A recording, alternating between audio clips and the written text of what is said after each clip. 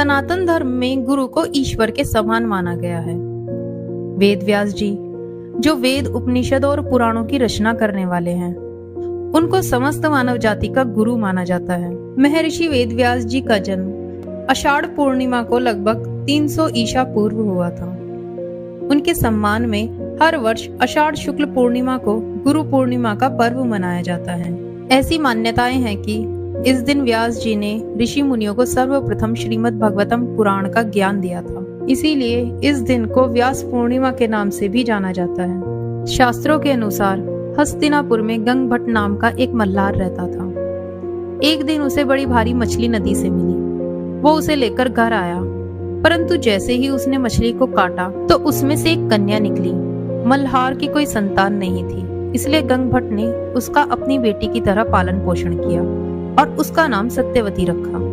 परंतु मछली के पेट से उत्पन्न होने के कारण सत्यवती के शरीर से मछली की गंध आती थी, इसीलिए सत्यवती का एक नाम मत्स्यगंधा भी था।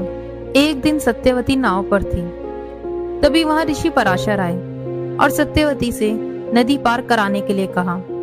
सत्यवती ऋषि को नदी पार कराने लगी। तब महर्षि ने सत्यवती से कहा कि मैं तुमसे अभी गुप्त विवाह की कामना करता हूँ, जिससे हमारा मिलन हो सके।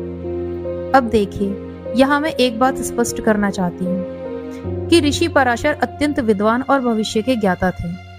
उनको इस बात का ज्ञान था कि सत्यवती और उनके मिलन से एक दिव्य बालक का जन्म होगा। इसीलिए महर्षि सत्यवती से मिलने आए थे। सत्यवती लोकलाज के कारण कुछ संदेह में थी। तब महर्षि ने कहा कि हे सत्यवती, तुम्हारी आने वाली संतान बहुत ही तेजस्वी और ज्ञानी होगी। तुम संतान उत्पन्न होने के पश्चात भी कुंवारी कन्या ही रहोगी। तुम्हारे पास से मछली की दुर्गंध नहीं, अपितु कस्तूरी की खुशबू आएगी। सत्यवती ने महर्षि को अपनी स्वीकृति दी और कुछ समय पश्चात देवी सत्यवती की संतान महर्षि वेदव्यास का जन्म हुआ। सत्यवती ने वेदव्यास जी के बचपन का नाम कृष्ण द्वैपायन रखा।